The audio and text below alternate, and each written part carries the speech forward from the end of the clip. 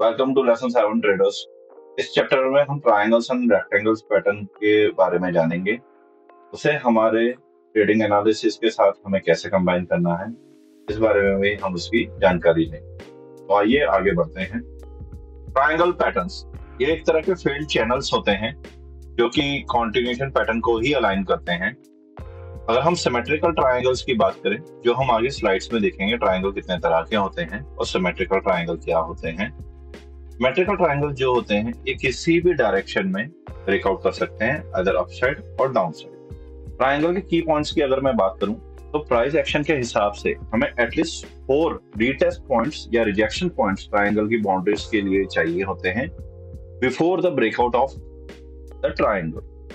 जैसे कि मैं ज्यादातर ट्रेडर की अगर बात करूं तो वो ब्रेकआउट का वेट करते हैं, बट मैं हमेशा ये कहूंगा कि आप एंटिसिपेट करें कि कौन सी वेव ब्रेकआउट दे सकती है।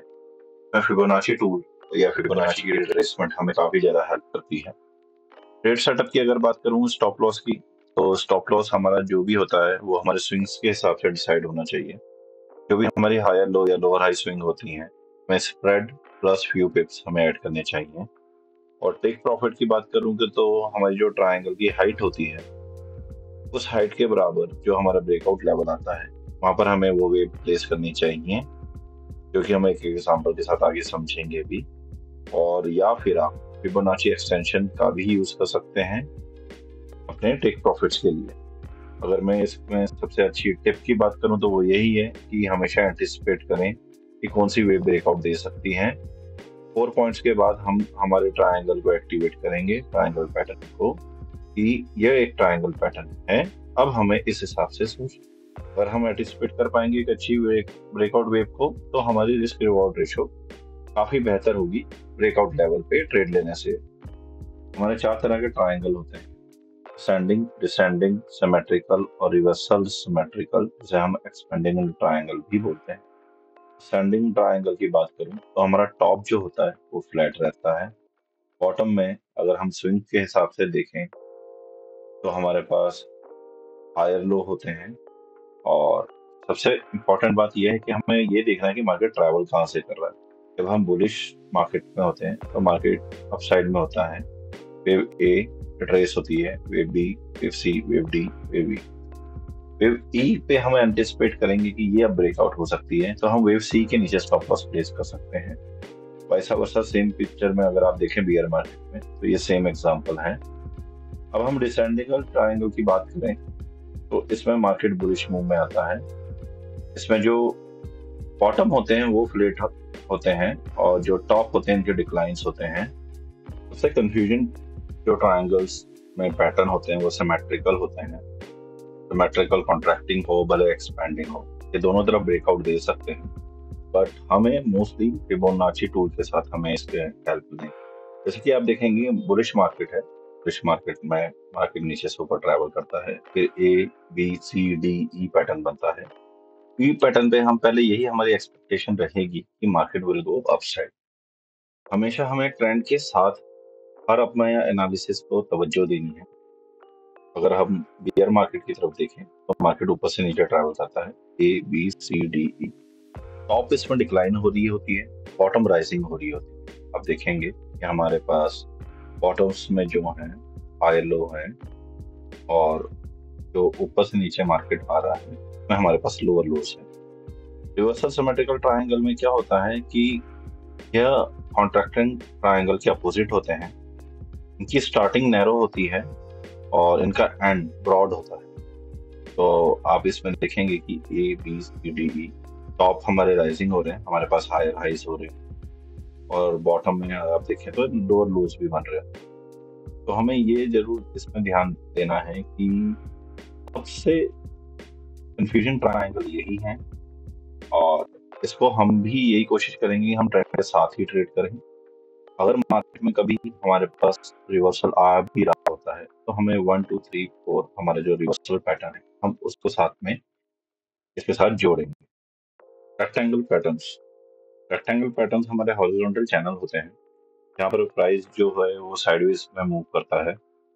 और इसमें हमें खास ख्याल ये रखना है कि जो ये प्राइस मूव करता है, हमारे support and resistance level important हो जाते हैं।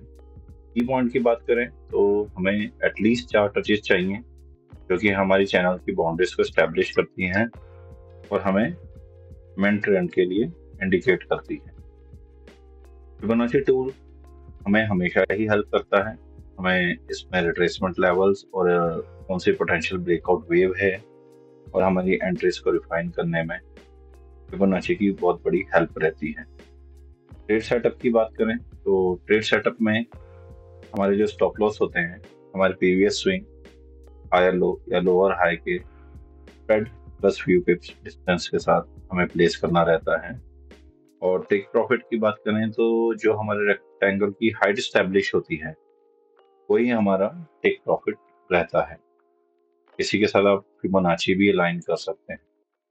जैसे कि हमने ट्रायंगल में पढ़ा था कि जो हमारी सबसे मेन टिप है, प्रो टिप, वो यह है कि आप हमेशा एंटिसिपेट करें कि ब्रेकआउट कब हो सकता है, कौन सी वेव आपको ब्रेकआउट दे सकती है। उससे आपकी रिस्क रिवॉर्ड रेशियो बेटर हो जाती है और आपकी एंट्रीज मिनिमम स्टॉप लॉस के साथ वर्क करती है। हम एग्जांपल के साथ समझते हैं कि रेक्टेंगल पैटर्न बुलिश और बेरिश में कैसे काम करता है। जब भी मार्केट हमारा लोअर साइड आता है तो हम उसे फर्स्ट पॉइंट नहीं कैलकुलेट करेंगे, हम फर्स्ट पॉइंट उसके रिट्रेसमेंट को कैलकुलेट करेंगे। 1 2 3 4 मिनिमम 4 पॉइंट्स हमें चाहिए होते हैं। Fifth is the anticipate wave रहती है हमारी हमेशा। यह कई बार पूरे रेजिस्टेंस लेवल के पास भी आ जाती है या तो रिट्रेस 50% भी होती है। हम हमारे ट्रेड के प्लान उस अकॉर्डिंग कर सकते हैं। Same with the bullish trend, trading triangles and rectangles. जब भी हम कोई भी चार्ट पैटर्न ट्रायंगल्स या रेक्टेंगल्स को ट्रेड करते हैं तो हमें हमेशा ब्रेकआउट का वेट नहीं करना चाहिए। ब्रेकआउट हमेशा ट्रेंड को फॉलो नहीं भी करता, इसलिए हम फिबोनाची रिट्रेसमेंट को एंट्रीज के लिए तवज्जो देंगे। आप कई बार कोई बड़ा मूव मिस कर सकते हैं जब आप ब्रेकआउट पे वेट करते हैं ट्रेड लेने का। पर अगर फिबोनाची रिट्रेसमेंट के साथ आपकी रिस्क रिवॉर्ड रेशियो अच्छी है तो वो ट्रेड लेना वर्थ रहती है एज पर ब्रेकआउट। मेरा आपको यही कहना है कि हमेशा राइट पैटर्न को ही आइडेंटिफाई करें। राइट पैटर्न को आइडेंटिफाई करने के लिए हमें मिनिमम एटलीस्ट 4 टचेस का हमें ख्याल रखना है। अगर हमें क्लियर ट्रायंगल या रेक्टेंगल नहीं मिला तो आप एंट्रीज के लिए जल्दबाजी ना करें। भाई पैटर्न को आइडेंटिफाई करने के बाद आप स्टॉप लॉस को भी सेफर साइड पर रखें। टेक प्रॉफिट्स के लिए आप फिबोनाची की हेल्प ले सकते हैं।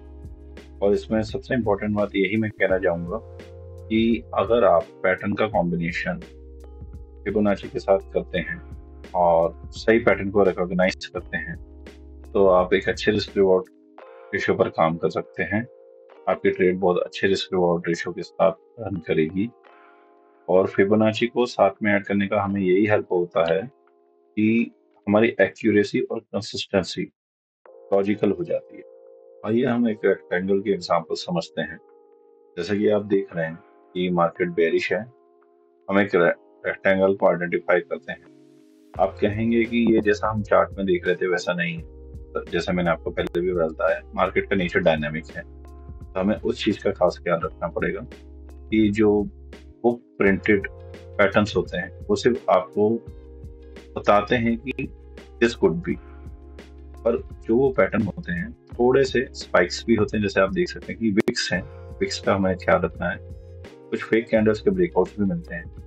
अब ये रेक्टेंगल जब हमने आइडेंटिफाई किया, आइडेंटिफाई करने के बाद हमें जो मेन इसमें मिला है, ये रिट्रेसमेंट मिली है 61.8% लेवल पे।